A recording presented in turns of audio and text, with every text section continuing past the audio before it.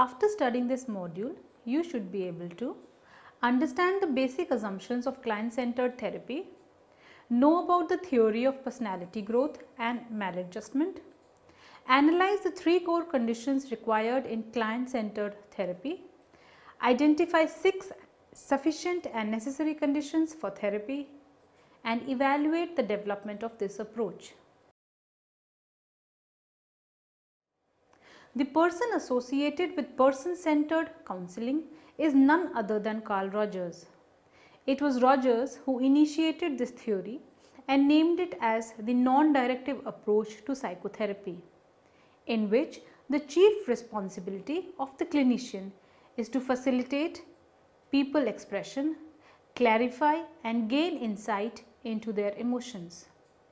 The chief responsibility of the clinician is to facilitate people express, clarify and gain insight into their emotions. Person-centered therapy was formulated by Carl Rogers in the 1940s. He was qualified to be a clinical psychologist, and from 1928 to 40 he worked as a director of Child Study Department of the Rochester Society for the Prevention of Cruelty to Children. While working over there, he developed his client-centered therapy. Rogers' work in the field of counseling and psychotherapy had a great impact, and it was not only because of his skills in writing, speaking and management of encounter groups, but it was also the result of various unique skills he introduced to the therapeutic field. He was the one who introduced the concept of teaching students how to counsel by observing the counseling sessions. He also came up with the ways to test therapy techniques' effectiveness in controlled studies. Periods of development of this approach. The development of person-centered therapy originated with the work of Carl Rogers and his belief in human goodness. The development of this approach can be divided into 4 phases. First phase can be classified as the one in which Carl Rogers in 1942 published his first major work called Counseling and Psychotherapy. At the time, only 2 approaches were in the limelight, namely psychoanalytic or psychodynamic approach and behavioral approaches. Unlike the other 2 approaches, Rogers had a positive view towards human being and emphasized on human potential and growth. Roger felt that these 2 approaches lacked scientific method and gave all the responsibility to the therapist, as they assumed clinicians know best and how the session of therapy should progress. In lieu of that, he evolved his therapy known as non-directive counseling. The main goal of the clinician is to facilitate the client's process of gaining insight into their emotions to express and clarify any misconceptions and doubts they have about themselves. Rogers' theory highlighted the counselor's formation of a non-judgmental and non-directive climate. Rogers also confronted the validity of frequently acknowledged conventional therapeutic techniques such as advice, suggestion, direction, persuasion, teaching, diagnosis, and interpretation. Rogers believed that diagnostic tools and comprehensive interventions techniques lacked validity, and in contrast they gave in power to the clinicians over the client, which could be misused. Non-directive counselor avoided sharing a great deal about themselves with clients and in its place concentrated primarily on reflecting and clarifying the client's verbal and non-verbal communications with the purpose of gaining insight into the feelings expressed by clients. In the second phase, Carl Rogers in the year 1951 published client-centered therapy to stress the importance of client rather than on the directive method. Rogers' main focus was still on the individual's emotions. His latest book highlighted that how his thinking had undergone change on many aspects. Thus, he changed his therapeutic technique from non-directive counseling to client-centered therapy. He now emphasized that counseling cannot take place entirely in a non-directive manner. This period focused on the phenomenological world of the client. He felt that during the course of counseling, the clinician role should be more active and significant, and he emphasized that by communicating the feelings of empathy, congruence, and acceptance, clinicians build in the environment that is conducive to facilitate people to make positive changes. Therefore, these three factors became the core components of client centered therapy, namely empathy, congruence, and unconditional positive regard. Rogers supposed that the best way of understanding how people behave was from their own internal frame of reference. He focused more clearly on the actualizing tendency as the basic motivational force that leads to clients' change. The third phase of development of Carl Rogers counseling began in 1960s with his famous publication of the book on becoming a person in the year 1961 and continued till 1970s. In this publication, Carl Rogers mentioned about his major concept of fully functioning person and healthy individual. According to him, fully functioning individual has some characteristics which are that they are open to experience, a trust in one's experience, an internal locus of evaluation, and the willingness to be in process. In his book, Carl Rogers laid emphasis on the necessary and sufficient conditions of therapy. He was interested in how people best progress in psychotherapy, and he studied the qualities of the client therapist relationship, which facilitated as an important factor leading to personality change. Throughout, Roger focused on positive growth of human beings and stressed upon innate goodness of individuals. This belief motivated Carl Roger to apply his approach to various settings beyond clinical setting. He applied his approach to the student-centered teaching. He is also known as the prominent force behind the encounter groups which were used to help positive development. During the 1970s, his interest research was noticed and he made continuous efforts to identify those elements of the client-clinician relationship and the therapeutic process that are most likely to bring about positive changes in an individual. The fourth phase was marked during the late 1970s and 1980s.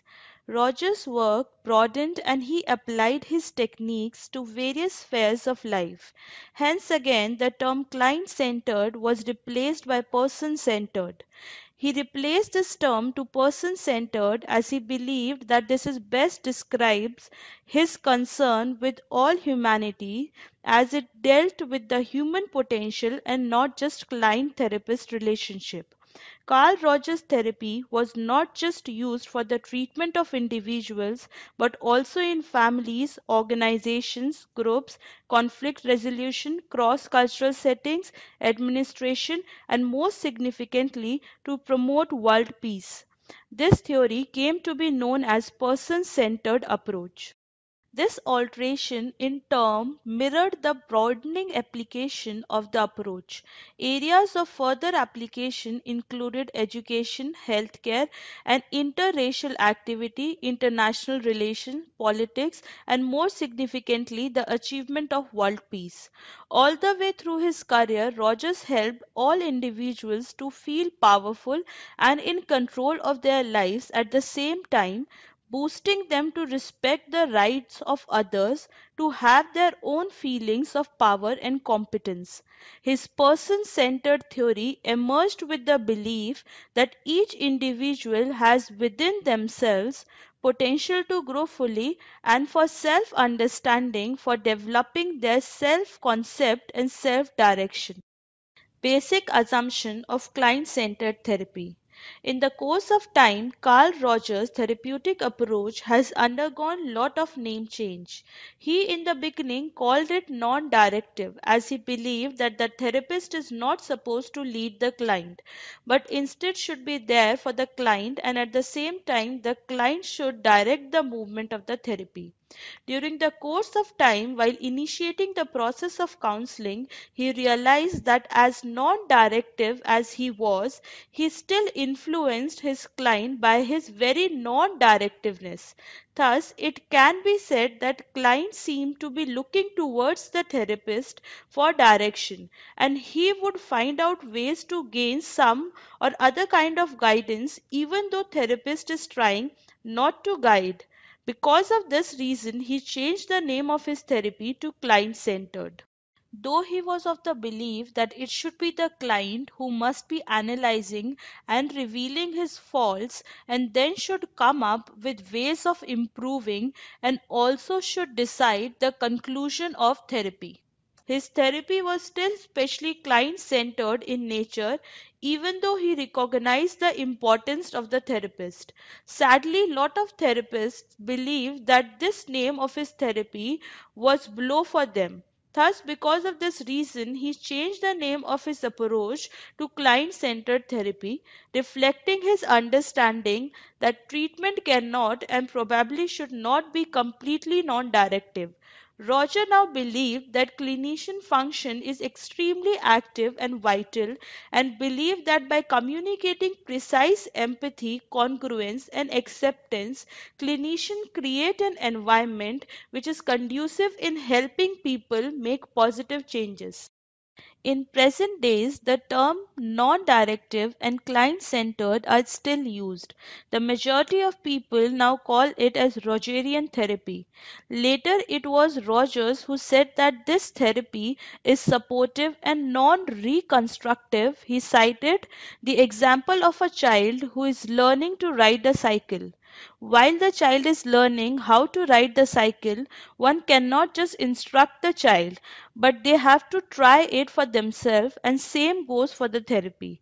According to Rogers, acceptance, reflection and genuineness are key components of counseling session. He avoided intricate diagnostic and intervention techniques as he felt that it gave power to clinicians over the clients. Client centered therapy varies from other forms of therapy because client centered therapy does not focus on therapeutic techniques. What's most essential in client centered therapy is the quality of the relationship between the therapist and the client.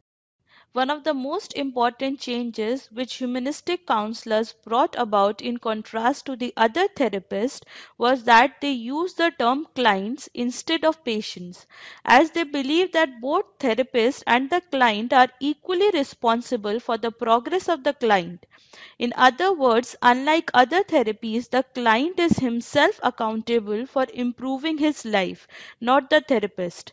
This was a major shift in paradigm from both psychoanalysis and behavioral therapies, where the patient is diagnosed and treated by a doctor. Here, instead, the client knowingly and rationally decides for themselves what is correct or incorrect for them and what should be done about it. He emphasized that in such type of counseling, the therapist is more of a friend or counselor who listens and encourages on an equal level. Rogers alleged that even though symptoms did crop up from past experience, it was more practical for the client to focus on the present and future than on the past.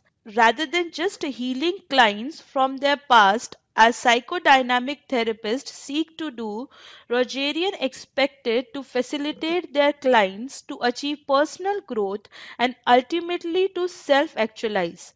Another reason Roger did not use the term patient because of its medical connotations and the opinion of a disproportionate relationship between the client and the therapist. He preferred the term client instead of patient as he wanted the relationship between client and therapist to be equivalent and trusting.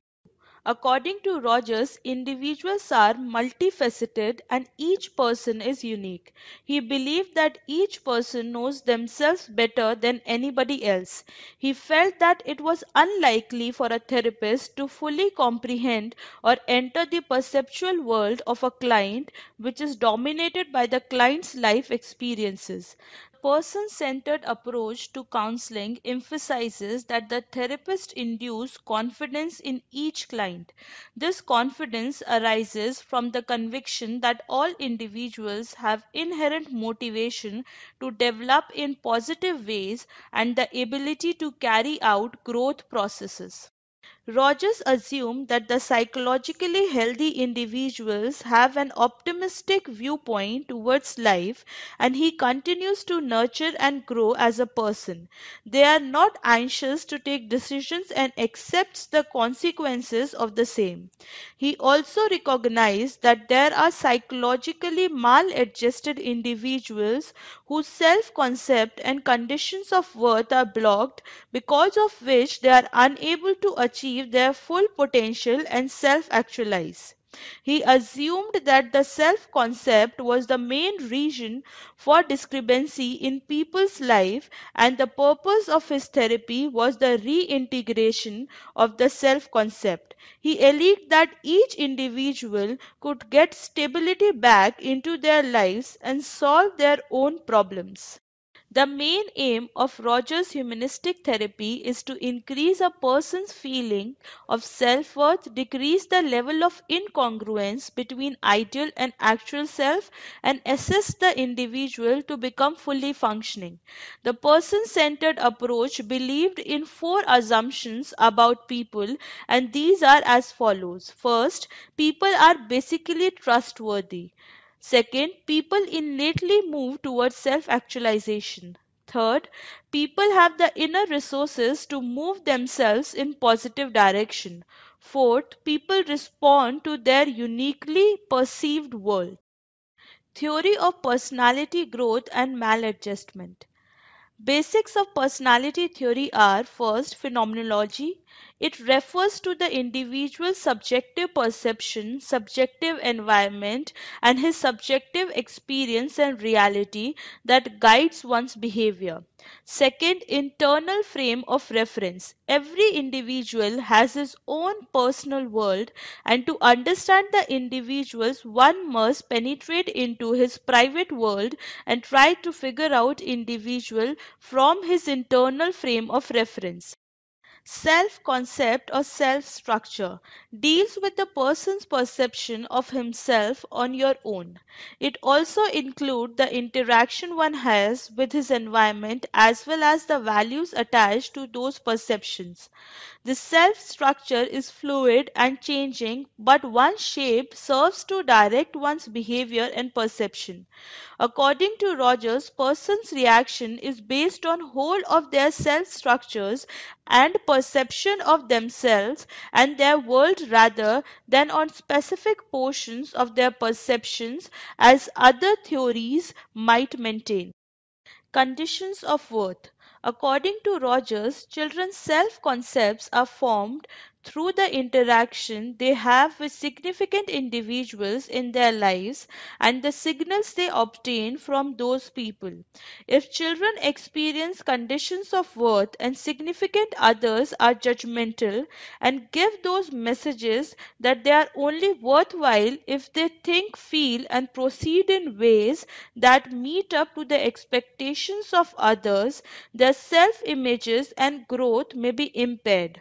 Whereas those children who receive unconditional positive regard and significant others make them realize that they are special because of who they are and not because of their importance to another or the children's particular behavior, are more expected to become actualizing and fully functioning adults.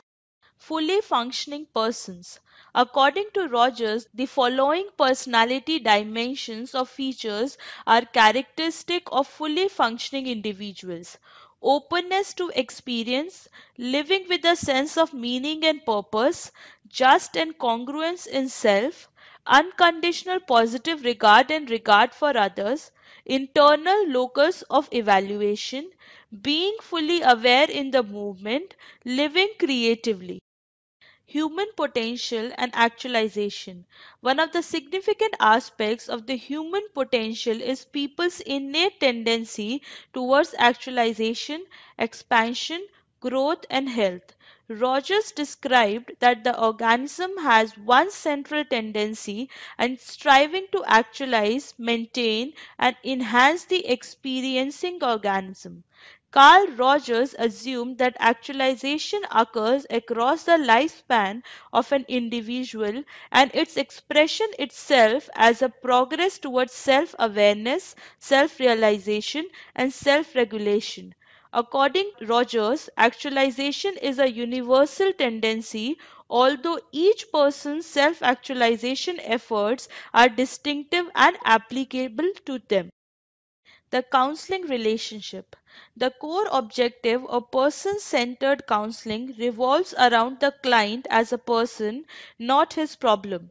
The role of counselor is a holistic one. He sets up and stimulates a climate in which the client is free and encouraged to discover all the characteristics of self.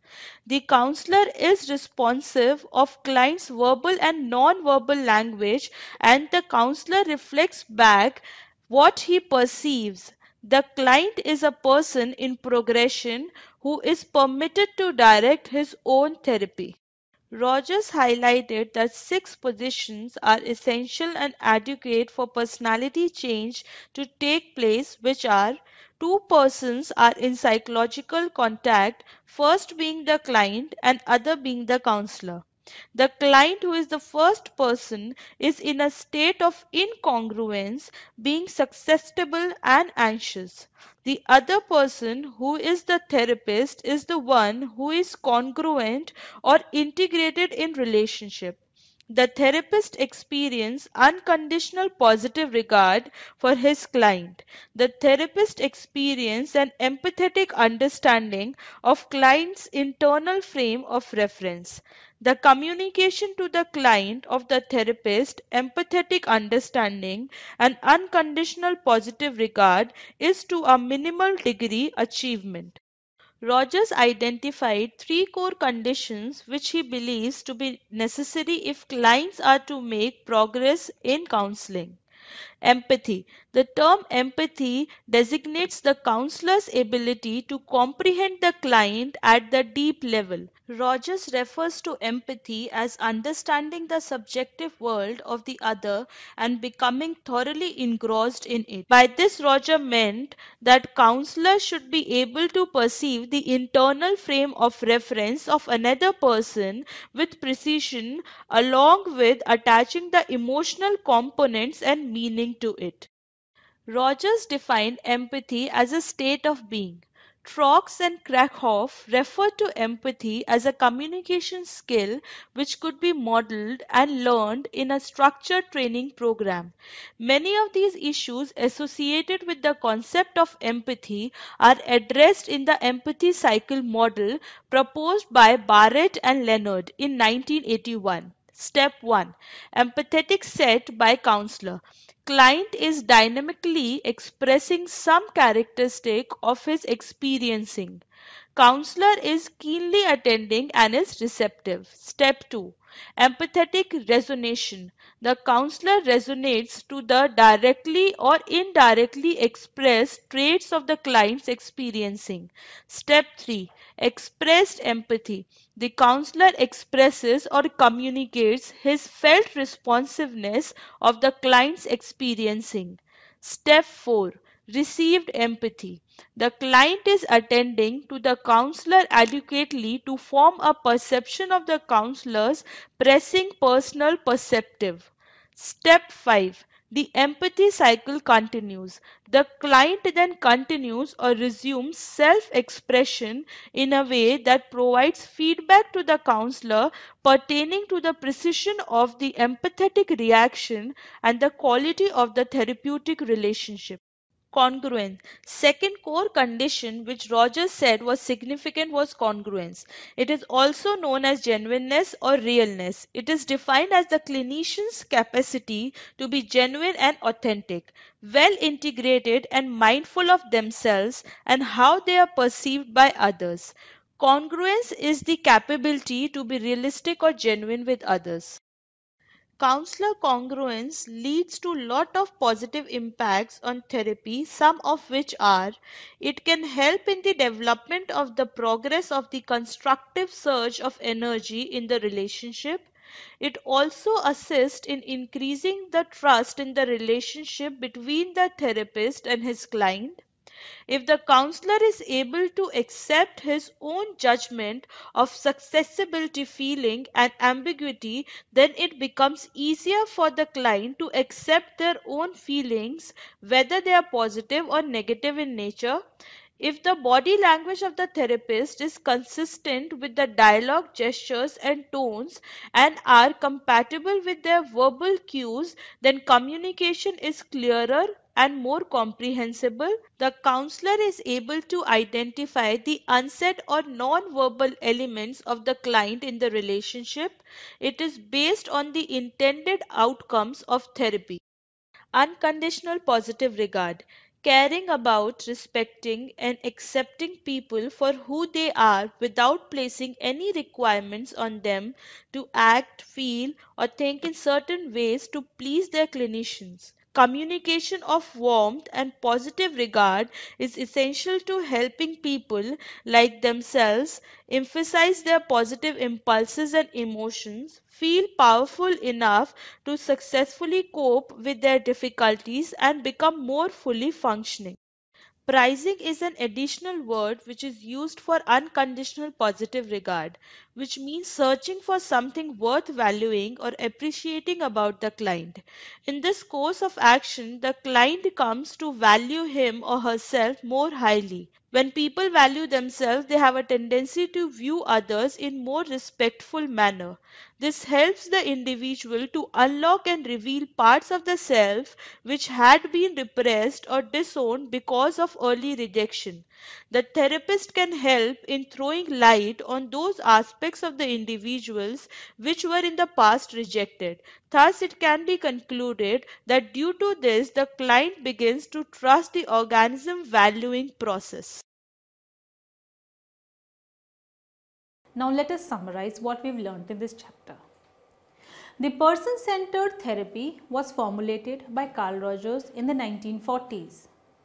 Rogers called his therapeutic approach client-centered or person-centered therapy because of the focus on the person's subjective view of the world.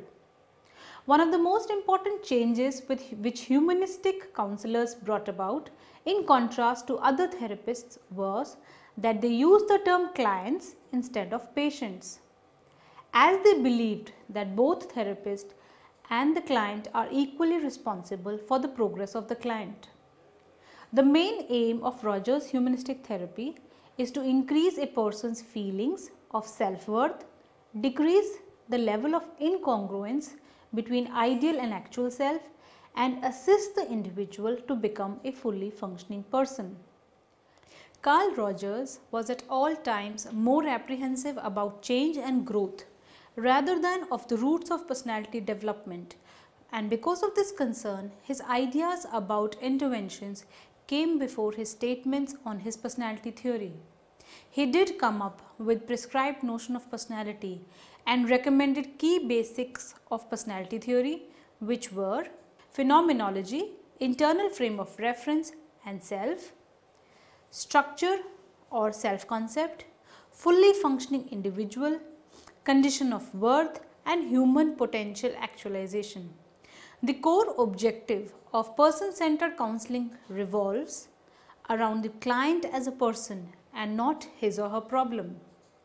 Rogers identified three core notions which he believes to be necessary if clients are to make progress in counseling. These are empathy, congruence, and unconditional positive regard. In this process of therapy, they will experience themselves. In the process of therapy, They will experience themselves in the new ways by taking responsibility for themselves and their process of self-exploration, leading to a deeper understanding of self and to positive change. Thank you.